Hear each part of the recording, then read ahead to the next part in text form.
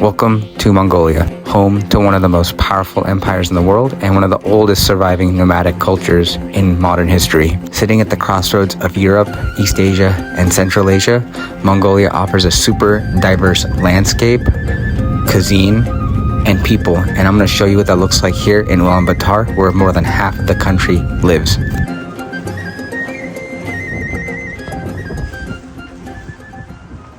Just got in my cab at the Ulaanbaatar airport, headed to my hostel.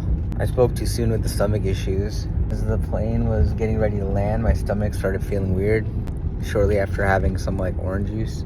It's still better than like what it was like 24 hours ago, but I had to go to the bathroom at the airport in Mongolia, and I don't know how long the drive to the hostel is, so I just hope I don't gotta go between then and now.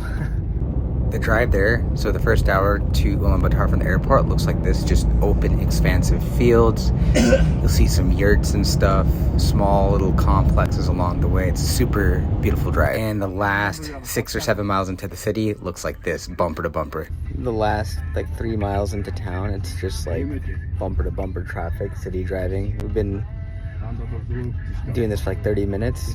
I feel like we still have like 3 miles left, and it's probably gonna take another half an hour. Who would have thought? So this is where I'm staying. Got my own little room, a view of some sort of courtyard. Well, here we are. I'm gonna go for a walk. I'll go to the grocery store, get some necessities. It's 32 degrees, so it's clear but cold. Just strolling, and it looks like there's some huge nomadic event going, performances and stuff like that. And this is a pretty cool monument for Genghis Khan in Baatar Square. And I'm gonna swing by his museum. Just got out of the Genghis Khan museum. It's pretty cool. Nothing was in English, so I had to constantly look everything up. But it was pretty solid. They have a lot of cool artifacts of the Mongols starting from like 2,000 years ago. And yeah, it's just like 8 floors of very expansive rooms of stuff.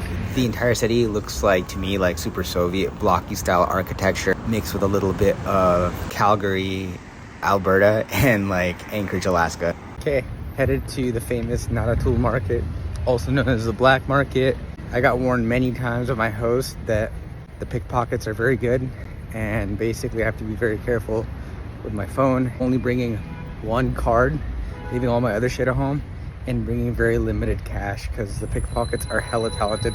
So let's see how this goes. I'm walking the entire 2 miles because there are no Ubers here. Locals get cabs by just sticking their hands out and hoping someone picks them up. A lot of times it's just private drivers picking them up. I wouldn't do this if you don't speak Mongolian. I'm trying to get there and back before it gets dark because trying to play it safe.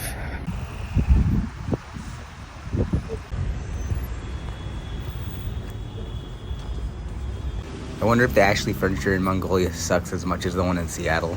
So far, my first 8 hours here, I'm surprised at how urbanized the city is. Much more than I expected. It's always a traffic jam. It kind of reminds me of India. Also, really strong Soviet era vibes here. The architecture, the buildings, everything. Even like the culture, the way that people talk, the way that they dress. Just overall mannerisms, very different compared to South Korea. I don't even feel like I'm in a country in like East Asia, to be honest with you. Feels more Central Asian, which makes sense because it's adjacent to Mongolia, is right next to Central Asia. I wonder how the Burger King tastes here. There are a lot of these tiny house looking things on the side of the road. These are really small convenience stores basically.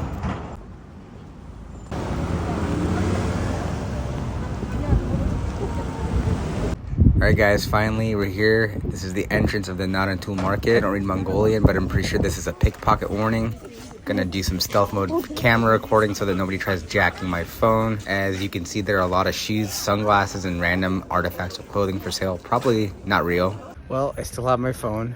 It's basically a market that just sells stuff you'd find at a flea market. Also fake stuff. I didn't find anything I wanted. I was too scared to pull my money out. I'm playing. I'm gonna go head back to grab some food, which I'll share in a future vlog. Check back for updates.